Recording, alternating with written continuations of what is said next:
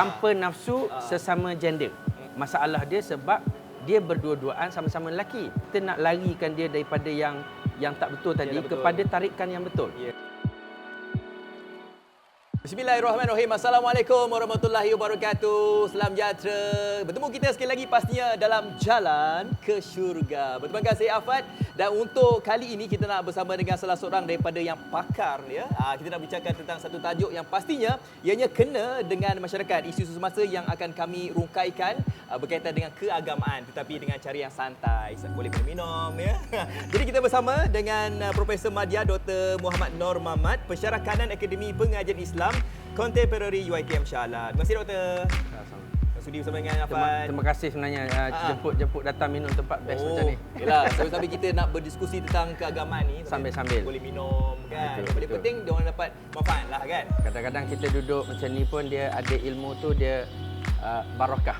InsyaAllah. Amin. Lepak barakah nama dia. Lepak barakah. Alhamdulillah. Baik, sebelum kita nak bercerita tentang aku berahi dengan transgender. Wow, macam mana tajuk tu? Aku berahi dengan transgender. Contohlah macam tu kan. Ini tajuk dah risau ni sebenarnya. Oh ya, jangan risau Prof. Tapi untuk waktu ini kita nak dengarkan dulu apa pandangan orang ramai tentang tajuk kita pada hari ini, aku berahi dengan transgender. Kita kena memahami diorang jugalah. Bagi saya mereka ni golongan manusia yang biasa juga. Kini mungkin ada masalah mental juga. Maybe lah. Tapi saya pun ada juga kawan-kawan transgender. Semua mereka macam biasa je lah. And mereka saya rasa perlu diberi peluang lah. Transgender ni tak patut ada kat Malaysia ni lah. Sebab dia menyebabkan moral anak-anak yang kecil boleh terpesong lah. Lagi satu, kalau boleh kerajaan kena pantau benda-benda macam ni. Sebab dia mengakibatkan banyak kesan-kesan buruk lah pada kaum kat Malaysia ni.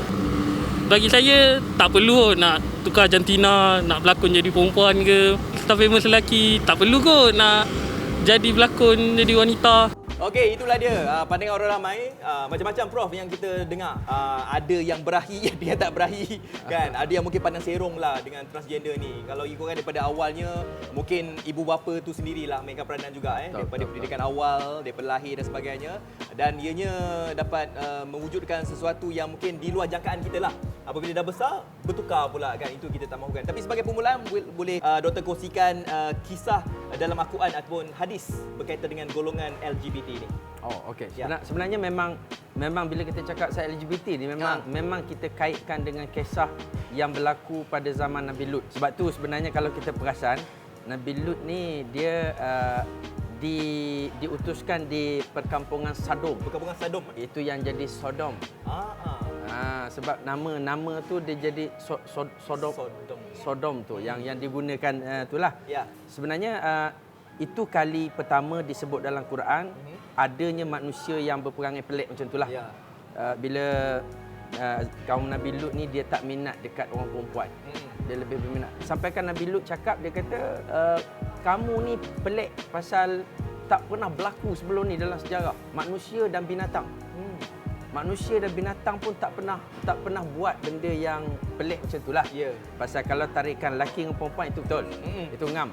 Tapi bila lelaki dengan lelaki dan tak minat dengan perempuan, itu ada masalah. Dia sebenarnya kalau dalam ilmu psikologi kita panggil disorder. Disorder ni terbalik pada yang order lah. So kalau kita dengar ada orang kata tak minat, itu sebenarnya order, no problem. Yang berminat tu yang disorder. Itu muskil sikit. Jadi memang adalah disebut dalam Quran. Memang kaum ini atau perbuatan ini dilaknat. Yeah. Dan ini dirakamkan dalam surah Al-A'raf ayat 80 sampai 81. Yeah. Sampailah kepada zaman Rasulullah sallallahu alaihi wasallam, dia jadi satu hukum. Perkara itu adalah perkara yang dilaknat, perkara yang diharamkan. Dan hadis Rasulullah kata kalau ada kamu jumpa orang macam tu, hukuman dia sebenarnya bunuh. Itu ada hadis Nabi. Ya. Sebab dia merosakkan, kita panggil apa, kewarasan manusia. Betul. Keinsanan sebenarnya. Pasal manusia biasa kalau tengok sama-sama jenis sepatutnya tak tertarik. Ya.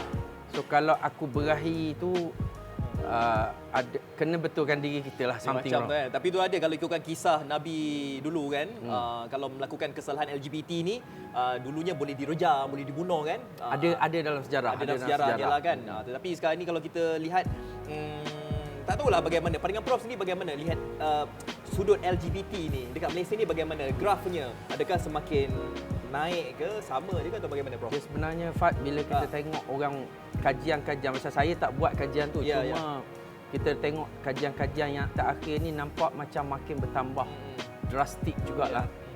Dia mungkin faktor dia bila kita tak ambil berat. Kita acuh tak acuh, kita duduk biar ada orang berlaku, ada berlaku keliling kita pun kita kata tak apa, contohnya kan. In fact sebenarnya saya selalu sebut, saya kata sebagai ibu bapa, sebagai masyarakat, kita tak perasan, kita yang buat. Kita duduk daripada kecil kita biarkan anak lelaki kita dengan sifat-sifat kewanitaan, kita tak perasan. Dia minat jadi orang lelaki, tapi kita duduk simple benda simple, kita hantar anak kita sekolah, daripada darjah 1, daripada tadika kita duduk peluk dia depan orang. Dia nak lelaki. Sepatutnya kita didik dia dengan kejantanan lah. Tapi bila duduk peluk, duduk cium depan pintu pagar dulu, manjakan sangat kita rasa kita mak mestilah sayang kan. Tapi dia membesar, akhirnya dia jadi tak perasan. Betul. Dia seronok jadi perempuan sebenarnya. Sama juga orang lelaki.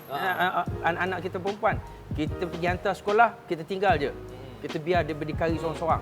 Lama-lama dia jadi tak kisah kalau seorang-seorang pun. Sebenarnya kita tak perasan, kita keliling kita pun ada ciri-ciri itu. Betul. Itu yang problem dia. Yang saya cakap tadi, daripada pendidikan awal kanak-kanak tu, betul, membentuk kepribadian seseorang tu sampai mereka ni besar. Ada juga di antara mereka, mungkin ni kes yang saya bacakan juga, ada si ibu bapa ni mengimpikan anak perempuan yang dapatnya lelaki kan. Sebab itulah dipakaikan baju perempuan daripada kecil sampailah ke besar kan. Itu lebih serius lah. Itu lebih serius. Kan? Itu kita takutkan, kalau boleh tu kita tolaklah perkara ini kan. Kalau kita dah latih betul-betul macam tu, rasanya macam confirm tu akan jadi ke arah tu. Yang kita tak sedar pun sebenarnya boleh jadi juga. Lepas tu dah besar berkawan pula dengan LGBT lagi. Yes. Baik, ini soalan yang saya rasa bermain juga dekat fikiran saya. Penonton pun mungkin ada lah. Okey, saya ni lelaki. Saya ni lelaki kan. Andailah kata saya tengok saya okey kan? Prof, confirm kan? Okey. Ini contoh, dia kata dia ada berahi pula. Dia berahi dengan golongan maknyah ni lah. Lelaki berahi dengan golongan maknyah ni. Dari perspektif Islam ni bagaimana? Adakah contohlah kalau kita pegang dia, tak boleh, lelaki perempuan pegang haram, tapi lelaki pegang maknyah ni macam mana? Bagaimana? Okey, dia gini sebenarnya. Lelaki sama lelaki ni tak salah lah bersentuh. Perempuan sama perempuan pun tak salah. Tapi kalau dia sampai timbulkan syahwah, dia jadi salah. Apatah lagi kalau kita kata yang kita sentuh tu mungkin dah berubah. Contohnya penampilan fizikal ke apa kan. Kadang kita tengok orang lelaki tegap, kita sebagai lelaki tak adalah berahi tu kan. Tapi bila kita tengok dengan bentuk shape orang perempuan, dia dah bertukar, dia dah buat macam-macam lah sekarang dengan cara yang sekarang kan. So yang tu timbul nafsu ke tidak pada kita. So kalau timbul, dia boleh jadi bawa kepada tidak dibenarkan jugalah sebenarnya. Yang paling penting kita kena ingat kat sini, konteksnya tu jangan bernafsu lah. Tanpa nafsu sesama gender. Kalau berlainan gender, lelaki dan perempuan, tapi ada juga yang cakap, dia kata saya berpelukan tak adalah rasa apa-apa. Tak ada rasa nafsu apa. Yang tu tetap tak boleh juga. Yang tu masalah dia. Kita kena balik kepada hukum masalah kalau yang tu. Tapi satu lagi Fat, dia ada satu kategori ni khunsa. Kalau khunsa, contohnya dia ada 2 jantina.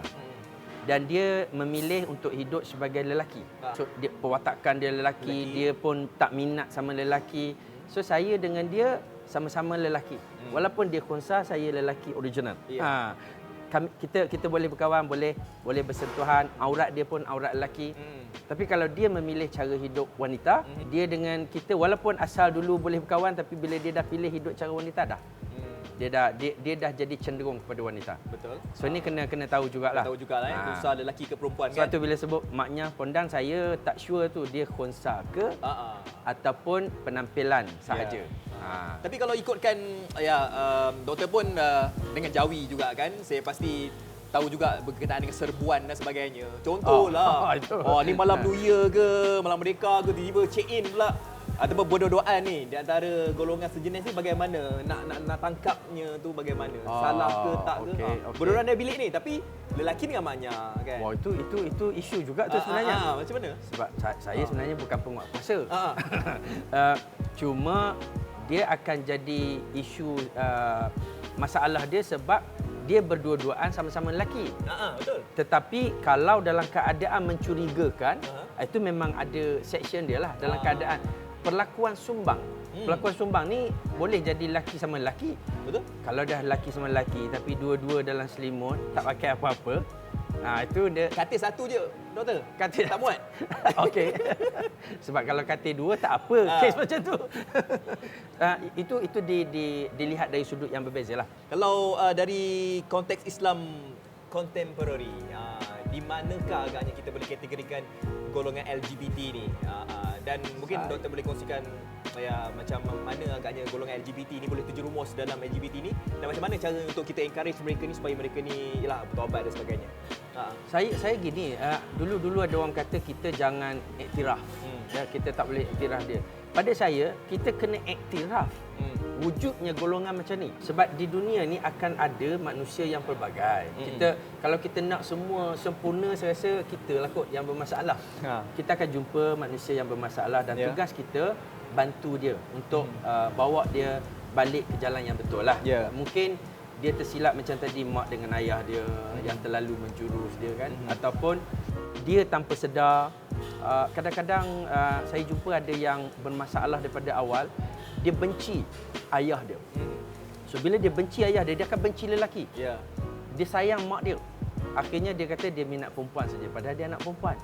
So akhirnya benda-benda macam ni kita kena bantu dia orang. Saya ada seorang cikgu, dia cakap dekat saya, dia kata kalau kau sekadar nak stalk orang, nak perhati orang, cari salah orang, tak payah. Itu dah ada rakib atik. Dah ada malaikat yang tolong tengok. Betul. Tapi kalau betul nak jadi orang bagus, tolong tengok apa masalah orang dan tolong betulkanlah. Tolong dia, bantu dia. Mungkin saya nak share, ada satu kes. Saya kenal pasangan lesbian. Dia duduk asrama. Asalnya kita nak pisahkan dia daripada asrama yang sama pasal kita tak nak bagi dia bersama. Berpasangan Tapi saya kata kalau nak betulkan dua-dua, bagi saya jaga dua-dua. So bila dia duduk dua, dia duduk satu bilik, katil sebelah, tapi saya selalu rapat dengan dia lah. Saya selalu kongsi masalah dia. Akhirnya dia kalau tengok pada cerita dia memang dah berjanji dah. Nak berkahwin luar negara. Sama-sama perempuan, nak berkahwin luar negara. You jadi daddy, I jadi mami. Siapa nak beranak saya tak tahu. Tapi kan, apa yang saya cakap dengan diorang, saya tackle yang perempuan ni, yang dia ada seorang yang boyish, dia ada seorang yang lembut. So saya tackle yang lembut ni supaya dia betul-betul minat dekat lelaki original. Saya kata kenapa minat dekat dia? Sebab dia jaga saya, dia kuat. Saya kata orang lelaki pun kuat. Orang lelaki, saya share dengan dia. Lama-lama dia beritahu kat saya, dia kata, Ustaz, saya dah jumpa, saya dah ada boyfriend. Saya kata boyfriend betul. Dia kata boyfriend betul. Saya kata tahniah. Tapi ada, jangan salah faham sebab risau juga takut salah faham. Dia kata nanti saya ajar dia pergi cari boyfriend pula. Sebenarnya saya nak, apa yang tugas kita nak larikan dia daripada yang tak betul tadi kepada tarikan yang betul. Selepas tu kita jagalah boyfriend dengan girlfriend ni sebenarnya natural. Cuma kena jagalah batas-batas tu. So itu saja sebenarnya. Tugas kita kena bantu dia supaya dia berfikir normal balik. Dan saya rasa ini tugas bersama lah. Betul. Kadang kita ni nak menggalakkan seseorang tu, kita nak menolong seseorang itu ikut pada cara yang betul. Betul. Kadang-kadang kita takutlah setiap perkataan yang kita keluarkan tu mengguris perasaan seseorang itu. Dan saya rasa golongan LGBT ni harus diberikan perhatian, peranan dan perhatian tu harus diberikan oleh masyarakat sekeliling. Betul. Bukan kita membenci tetapi kita nak menggalakkan mereka supaya mereka ni berubahlah. Saya nak bagi ayat pendek je. Silakan. Bantu, jangan bantutkan. Yeah. Sokong, jangan hukum. Mm-mm. Dan fahami, jangan hakimi dia. Betul.